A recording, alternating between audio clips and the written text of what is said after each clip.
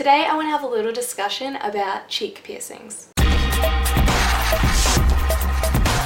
Cheek piercings, what are they? So pretty much they're the piercings that go through the dimples or the cheeks. If you don't have dimples, most of the time they're just going through your cheeks so that you can have dimples afterwards. That is the most common reason a lot of people do get the cheek piercings, is so that they can have dimples afterwards. Or just because they're a super cute piercing and they look good on so many people. So there's a few things to take into account before you get cheek piercings. I definitely say they're a piercing that you really need to think about before you go headfirst into getting them. There's something you want to do your research about, there's something you want to think about the aftermath of what happens, and they're also something that you need to care for almost the entire time that you have them. So one of the main things to think about is the scarring after. So pretty much you will have the dimples, that's basically guaranteed. However, it's not just dimples, it's also scars, and they're quite big scars as well. It will be a dimple and it will also be quite a large scar in the dint of the dimple pretty much.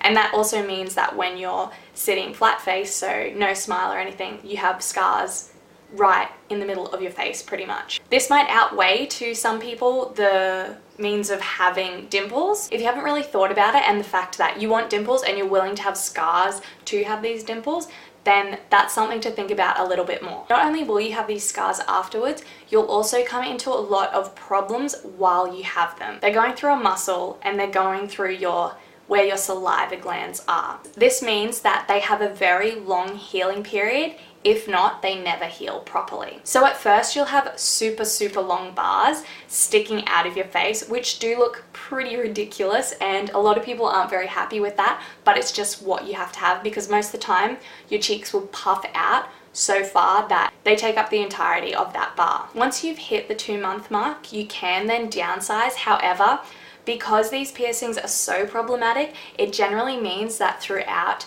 the whole lifespan of you having those piercings, you're going to have to change them, like fluctuate between sizes. Cheek piercings require a lot of time, effort, and money to keep them, pretty much. Some people can have them healed within the year, which is generally the healing period that is advised, how long it will take for them to heal. However, people then can face problems years down the track after they're completely healed because they never really completely heal. So this means every now and then you might have some pus, you might have some crust forming around them, and that's just something that you have to deal with. For the whole time that you have them, you're going to be cleaning them. You're going to need to look after them and have an upkeep of how often you're cleaning them, when you need to change your bars if they're getting too swollen or anything like that. A lot of people do find that they'll keep them for a few years and the problems just get too much that they just take them out, even if they really love them. People have come to me and they've said that makeup can even flare them up because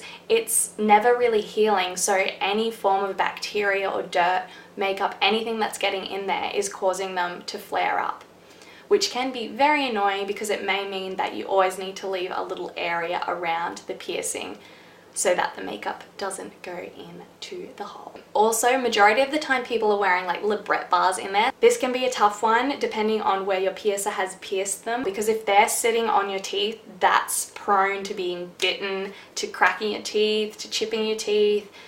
Yeah, they can be risky in that way as well. Another thing to think about also is that you're researching, making sure you're going to someone who has a lot of experience with these piercings. There are a lot of places that won't even perform the piercing because they are so risky and they know just all the problems that come with this piercing, so they just won't bother performing it because it's too much of a hassle for people to constantly be coming back, perhaps even blaming the piercers, which is never really fair, because if they've done their research, they know that this piercing this is just what happens with this piercing. So in no way is this video to turn people off getting cheek piercings. I personally love them. I think they look amazing on people. I just think you really want to research it, make sure you really want them, and if you really want them, go ahead and do it because they are so pretty. They're a lot of work and they do leave quite a scar. However, a lot of people who get piercings aren't too fazed by the scars because, I mean, you love the piercing and you're probably going to have it for years anyway.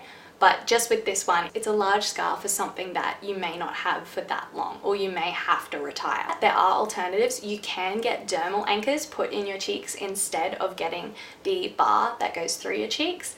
This can reduce scarring, however, everyone's a little bit different.